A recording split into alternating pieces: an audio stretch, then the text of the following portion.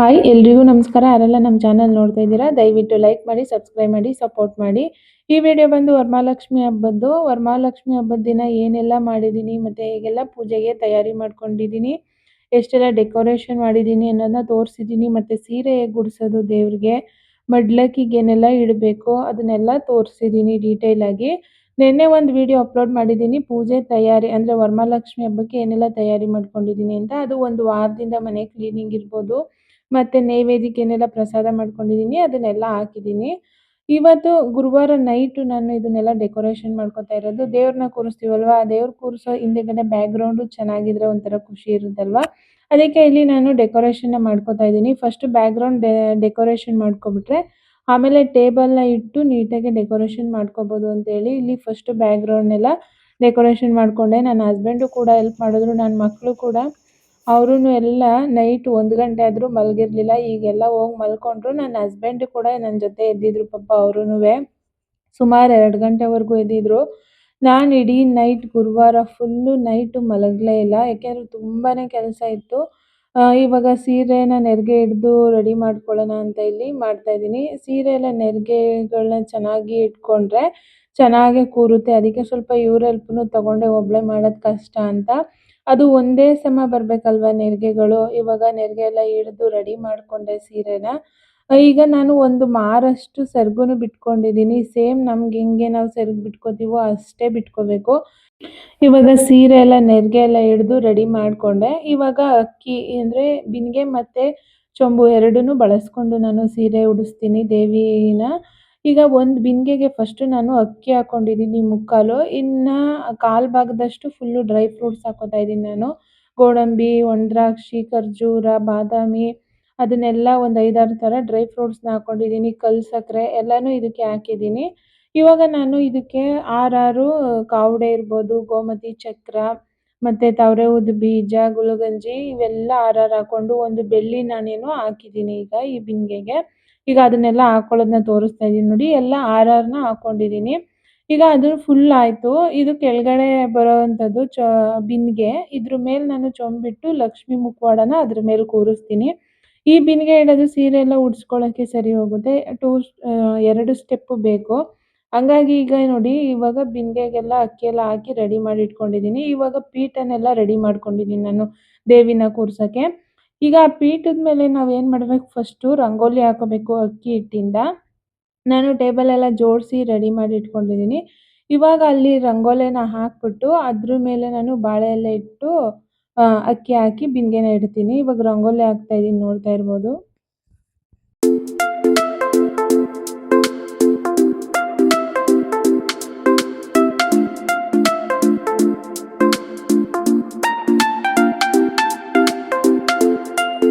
ಇವಾಗ ರಂಗೋಲಿ ಎಲ್ಲ ಹಾಕಾದ್ಮೇಲೆ ನಾನು ಚಿಕ್ಕದಾಗಿ ಒಂದು ಬಾಳೆ ಎಲೆ ಹಾಕಿ ಈಗ ಅದ್ರ ಮೇಲೆ ಅಕ್ಕಿ ಹಾಕ್ತಾ ಇದ್ದೀನಿ. ಈಗ ಅದ್ರ ಮೇಲೆ ನಾವು ಬಿಂದಿಗೆನ ಇಡಬೇಕು, ಹಾಗೆ ಇಡಬಾರ್ದು. ಇವಾಗ ನೋಡಿ ಬಾಳೆ ಎಲೆ ಇಟ್ಟು ಅಕ್ಕಿನ ಹಾಕ್ಬಿಟ್ಟು ಇವಾಗ ಬಿಂದಿಗೆನ ಇಟ್ಟಿದ್ದೀನಿ ನಾನು. ಇವಾಗ ನೋಡಿ ಡ್ರೈ ಫ್ರೂಟ್ಸ್ ಎಲ್ಲ ಫುಲ್ ಆಗಿದೆ ಬಿಂದಿಗೆಯಲ್ಲಿ. 3/4% ಅಕ್ಕಿ ಹಾಕಿದ್ದೀನಿ, ಆಮೇಲೆ ಡ್ರೈ ಫ್ರೂಟ್ಸ್ ಹಾಕಿದ್ದೀನಿ. ಬಿಂದಿಗೆ ಫುಲ್ ಏನು ಡ್ರೈ ಫ್ರೂಟ್ಸ್ ಇಲ್ಲ.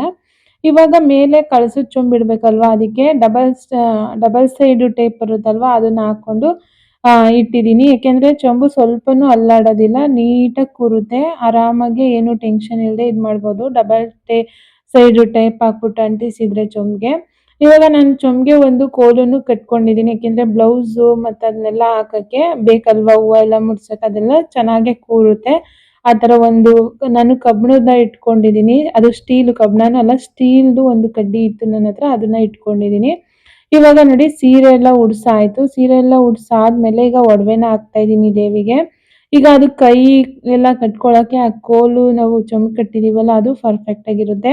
ಹಂಗಾಗಿ ನಾನು ಕೋಲನ್ನ ಕಟ್ಕೊಂಡು ಇವಾಗ ಕೈ ಎಲ್ಲ ಕಟ್ಟಿ ಸ್ಯಾರಿ ಎಲ್ಲ ಚೆನ್ನಾಗಿ ಉಡ್ಸಾದ್ಮೇಲೆ ಈಗ ಒಡವೆನ ಹಾಕೋತಾ ಇದ್ದೀನಿ ನಾನು, ನೋಡ್ತಾ ಇರ್ಬೋದು.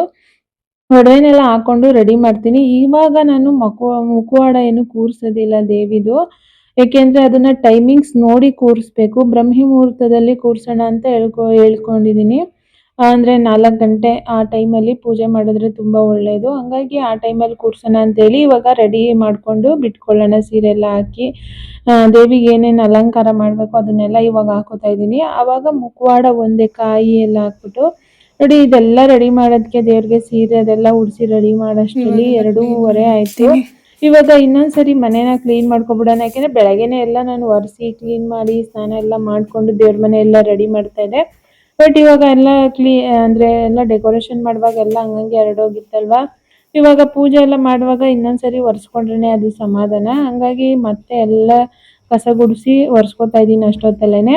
ಅದೆಲ್ಲ ಒರೆಸ್ಕೊಂಡು ಸ್ನಾನ ಮಾಡ್ಕೊಬಿಟ್ರೆ ಸರಿ ಹೋಗುತ್ತೆ. ದೇವ್ರ ಪೂಜೆಗೆಲ್ಲ 4 ಗಂಟೆ ಆಗ್ಬಿಡುತ್ತೆ ಅಂತ ಹೇಳ್ಬಿಟ್ಟು ಬೇಗ ಬೇಗ ಕ್ಲೀನ್ ಮಾಡ್ಕೊತಾ ಇದ್ದೀನಿ ಮನೇನ.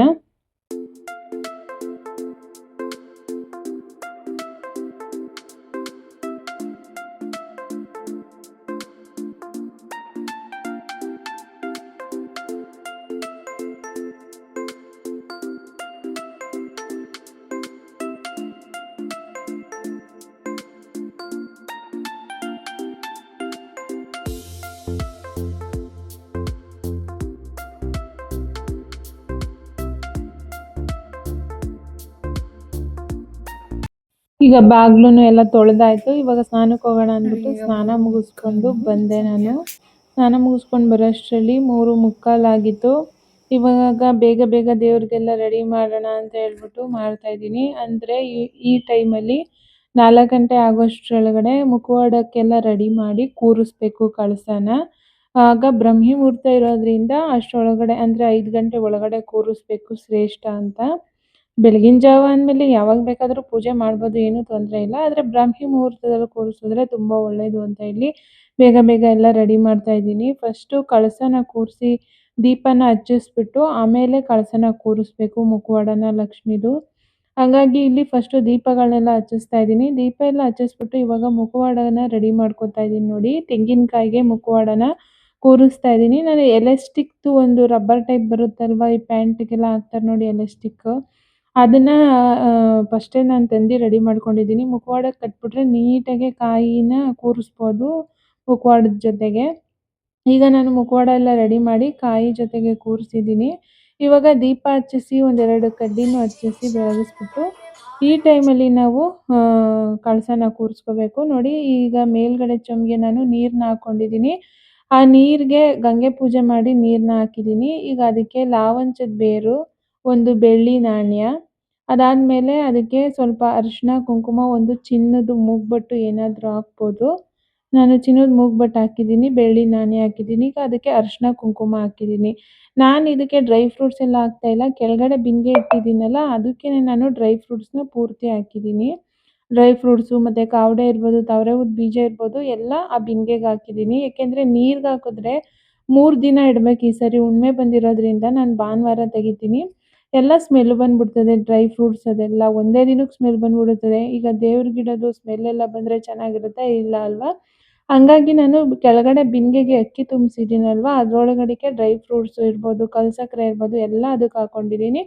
ಇದಕ್ಕೆ ಬರೀ ಲಾವಂಚದ ಬೇರು ಮತ್ತು ಕಾಯನ್ನು ಹಾಕಿದ್ದೀನಿ ಅಷ್ಟೇ. ಈ ಬಟ್ಲಾಡಿಕೆ ಇರ್ಬೋದು ಅದೆಲ್ಲನೂ ಕೆಳಗಡೆ ಬಿಂದಿಗೆಗೆ ಹಾಕಿದ್ದೀನಿ. ಇಲ್ಲಿ ಮಾತ್ರ ಅರಿಶಿನ ಕುಂಕುಮ ಬೆಳ್ಳಿಕಾಯನ್ನು, ಒಂದು ಚಿನ್ನದ ಏನಾದರೂ ಮುಗ್ಬಟ್ಟು ಇರ್ಬೋದು, ಏನಾದರೂ ಇರ್ಬೋದು, ಅದನ್ನು ಹಾಕಬೇಕು ಕಳಸದೊಳಗಡೆಗೆ. ಲಾವಂಚದ ಬೇರು ಇಷ್ಟನ್ನು ಹಾಕ್ಕೊಂಡು ಇವಾಗ ನಾನು ಕೂರಿಸ್ತಾ ಇದ್ದೀನಿ. ನೋಡಿ, ಕೂರಿಸುವಾಗ ದೇವ್ರ ಪೂಜೆ ಹೆಂಗೆ ಮಾಡ್ತೀವಿ ನೋಡಿ ಹಂಗೆ ಮಂತ್ರ ಏನಾದರೂ ಹಾಕ್ಕೊಂಡು ನಾನು ಇಲ್ಲಿ ಮಂತ್ರನ ಹಾಕ್ಕೊಂಡು ಕೂರಿಸ್ತಾ ಇದ್ದೀನಿ ದೇವ್ರ ಮೊಬೈಲಲ್ಲಿ. ನಮ್ಗೆ ಬಂದಿಲ್ಲ ಅಂದರೂ ಅಟ್ಲೀಸ್ಟ್ ಮೊಬೈಲಲ್ಲಾದರೂ ಹಾಕ್ಕೊಂಡು ಕೂರಿಸ್ಬೇಕು. ಪೂಜೆ ಹೆಂಗೆ ಮಾಡೋಕ್ಕೆ ಸ್ಟಾರ್ಟ್ ಆಗಿದೆ ಅಂತಲೇ ಫಸ್ಟು ನಾವು ಕೂರ್ಸೋಕ್ಕಿಂತ ಮುಂಚೆ ದೀಪನ ಹಚ್ಚಿಸಿ ಗಂಧದ ಕಡ್ಡಿನ ಹಚ್ಚಿಟ್ಟು ಆಮೇಲೆ ಕೂರಿಸ್ಬೇಕು ಮುಹೂರ್ತ ನೋಡಿ. ಈಗ ಒಳ್ಳೆ ಮುಹೂರ್ತದಲ್ಲಿ ನಾನು ಕೂರಿಸಿದ್ದೀನಿ, ಮಂತ್ರನ ಹಾಕಿದ್ದೀನಿ. ಬಟ್ ಇಲ್ಲಿ ಹಾಕಿಲ್ಲ, ಅಂದರೆ ಇಲ್ಲಿ ಕೇಳಿಸಿದ್ರೆ ಅದಕ್ಕೆ ಕಾಪಿರೈಟ್ ಇದು ಬರುತ್ತೆ ಅಂತೇಳಿ ನಾನು ಮ್ಯೂಸಿಕ್ನ ಮ್ಯೂಟ್ ಮಾಡಿದ್ದೀನಿ ಮಂತ್ರನ. ಇಲ್ಲಿ ಮಂತ್ರ ಹಾಕ್ಕೊಂಡು ನಾನು ದೀಪನೆಲ್ಲ ಹಚ್ಚಿಸಿ ಆಮೇಲೆ ಕೂರಿಸಿದ್ದೀನಿ. ಇವಾಗ ಹೂವು ಎಲ್ಲ ಹಾಕ್ಕೊಂಡು ಅಲಂಕಾರ ಮಾಡಿ ಪೂಜೆನ ಮುಗಿಸ್ಕೊಳ್ಳೋಣ ಅಂದ್ಬಿಟ್ಟು ರೆಡಿ ಮಾಡ್ತಾಯಿದ್ದೀನಿ. ಈಗ ದೇವ್ರಿಗೆ ಅಂತಲೇ ಸ್ಪೆಷಲ್ಲಾಗಿ ಹಾರ ತರಿಸಿದೆ ನಾನು. ಆ ಹಾರನ ಹಾಕ್ಕೊಂಡು ಈಗ ದಿಂಡುಗಳನ್ನೆಲ್ಲ ತರಿಸಿದ್ದೀನಲ್ಲ ಅದನ್ನೆಲ್ಲ ಹಾಕ್ಕೊಂಡು ರೆಡಿ ಮಾಡ್ಕೊಳ್ಳೋಣ ಅಂದ್ಬಿಟ್ಟು ಈಗ ದೇವ್ರಿಗೆಲ್ಲ ರೆಡಿ ಮಾಡ್ತಾಯಿದ್ದೀನಿ ಹೂವು ಎಲ್ಲ ಹಾಕ್ಕೊಂಡು. ಈ ಟೈಮಲ್ಲಿ ಒಂದು ಪೂಜೆ ಮಾಡಿ ಮುಗಿಸ್ಬಿಟ್ರೆ ಆಮೇಲೆ ಬೇಕಾದ್ರೆ ಮಿಕ್ಕಿದ ಅಲಂಕಾರ ಎಲ್ಲ ಮಾಡಿಕೊಂಡು ನಿಧಾನಕ್ಕೆ ಎಲ್ಲ ಮನೆಯವರೆಲ್ಲ ಸೇರಿ ಪೂಜೆ ಮಾಡ್ಬೋದಲ್ವ. ಹಂಗಾಗಿ ಈಗ ಫಸ್ಟು ನಾನು ಹೂವು ಎಲ್ಲ ಹಾಕಿ ಪೂಜೆ ಮಾಡಿಬಿಡೋಣ ಅಂತ ಮಾಡ್ತಾಯಿದ್ದೀನಿ. ಅದಾದಮೇಲೆ ಇನ್ನು ಮಿಕ್ಕಿದ ಅಲಂಕಾರ ಎಲ್ಲ ಮಾಡಿ ಮಕ್ಕಳು ಎಲ್ಲ ಎದ್ಮೇಲೆ ಸ್ನಾನ ಮಾಡಿ ಎಲ್ಲರೂ ಒಟ್ಟಿಗೆ ಒಂದ್ಸರಿ ಪೂಜೆ ಮಾಡೋಣ ಅಂತ ಎಲ್ಲ ರೆಡಿ ಮಾಡ್ತಾ ಇದ್ದೀನಿ. ಇವಾಗ ಸಿಂಪಲ್ಲಾಗಿ ರೆಡಿ ಮಾಡಿಬಿಟ್ಟು ಪೂಜೆ ಮುಗಿಸ್ಬಿಡ್ತೀನಿ ನಾನು ಬ್ರಹ್ಮಿ ಮುಹೂರ್ತದಲ್ಲಿ. ಆಮೇಲೆ ಎಲ್ಲರೂ ಎದ್ದ ಮೇಲೆ ಎಲ್ಲ ಸೇರಿ ಒಂದ್ಸರಿ ಪೂಜೆ ಮಾಡ್ತೀವಿ. ಈಗ ಫಸ್ಟು ಹೂವುಗಳನ್ನೆಲ್ಲ ಹಾಕೊಬಿಡ್ಬೇಕಲ್ಲ ದೇವ್ರಿಗೆ, ಹಾಕ್ತಾ ಇದ್ದೀನಿ. ಈಗ ಹೂವಿನ ಅಲಂಕಾರ ಮಾಡ್ಕೊಬಿಡೋಣ ಅಂತ ಮಾಡ್ತಾ ಇದ್ದೀನಿ. ದೇವ್ರ ಮನೆಗೆ, ಲಕ್ಷ್ಮಿಗೆ ಎರಡಕ್ಕೂ ಹೂವಿನ ಅಲಂಕಾರ ಎಲ್ಲ ಮಾಡಿ ಮುಗಿಸ್ಕೊಬಿಟ್ರೆ ಆಮೇಲೆ ಪೂಜೆ ಮಾಡ್ಬೋದು. ಇವಾಗ ಆಲ್ರೆಡಿ ನಾನು ದೀಪ ಎಲ್ಲ ಹಚ್ಚಿಸಿ ಗಂಧದ ಕಡ್ಡಿನ ಬೆಳಗಿದ್ದೀನಿ. ಲಕ್ಷ್ಮಿನ ಕೂರಿಸ್ದಾಗ ಕಳಸನ ಇವಾಗ ಹೂವು ಎಲ್ಲ ಹಾಕಿ ಇನ್ನೊಂದ್ಸರಿ ಹೂವಿನ ಅಲಂಕಾರ ಮಾಡಿ ಪೂಜೆ ಮಾಡಬೇಕು. ನಾನು ಇವಾಗ ಒಬ್ಬಳೇನೆ ಬ್ರಹ್ಮಿ ಮುಹೂರ್ತದಲ್ಲಿ ಪೂಜೆ ಮಾಡಬೇಕು ಅಂತೇಳಿ ಮಾಡ್ಬಿಡ್ತೀನಿ ಒಂದು ರೌಂಡ್ ಪೂಜೆನ.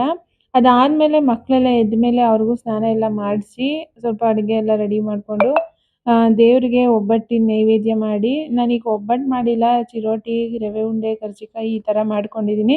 ಈಗ ಅದನ್ನೆಲ್ಲ ಇಟ್ಬಿಟ್ಟು ಒಂದು ರೌಂಡ್ ಪೂಜೆ ಮಾಡ್ತೀನಿ. ಅದಾದಮೇಲೆ ಹುಡುಗರೆಲ್ಲ ಎದ್ದ ಮೇಲೆ ಅವ್ರಿಗೂ ಸ್ನಾನ ಎಲ್ಲ ಮಾಡಿಸಿ ಮತ್ತೆ ಒಬ್ಬಟ್ಟಿನ ನೈವೇದ್ಯ ಮಾಡಿ ಆಮೇಲೆ ಇನ್ನೊಂದು ಸರಿ ಪೂಜೆ ಮಾಡ್ಕೊಳ್ಳೋಣ ಅಂತ ಹೇಳ್ಬಿಟ್ಟು ಇವಾಗ ಹೂವಿನ ಅಲಂಕಾರನ ಮಾಡಿ ಮುಗಿಸ್ತಾ ಇದ್ದೀನಿ.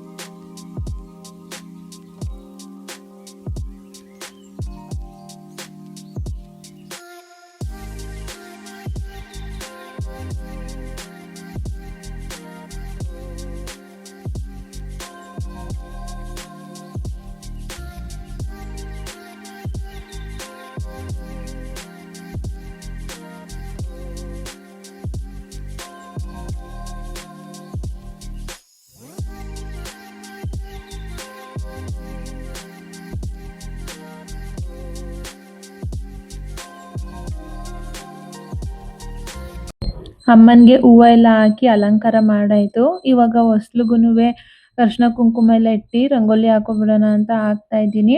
ರಂಗೋಲಿ ಎಲ್ಲ ಹಾಕ್ಬಿಟ್ಟು ಪೂಜೆ ಮಾಡಿ ಮುಗಿಸ್ಕೊಬಿಡೋಣ. ಆಮೇಲೆ ಮಕ್ಳಿಗೆಲ್ಲ ಸ್ನಾನ ಮಾಡಿ ಆಮೇಲೆ ಅವ್ರ ಜೊತೆ ಇನ್ನೊಂದ್ಸರಿ ಪೂಜೆ ಮಾಡೋಣ ಅಂತೇಳಿ ಇಲ್ಲಿ ಪೂಜೆ ಮಾಡ್ತಾ ಇದ್ದೀನಿ. ಇನ್ನು ಒಬ್ಬಟ್ಟೆಲ್ಲ ಮಾಡಬೇಕು ನೈವೇದ್ಯಕ್ಕೆ ಅಲ್ವಾ, ಅಷ್ಟರಲ್ಲಿ ಒಂದು ರೌಂಡ್ ಪೂಜೆ ಮಾಡ್ಕೊಬಿಟ್ರೆ ಸರಿ ಬೆಳಗಿನ ಜಾವದ ಪೂಜೆ ಅಂತೇಳಿ ಮಾಡ್ತಾ ಇದ್ದೀನಿ.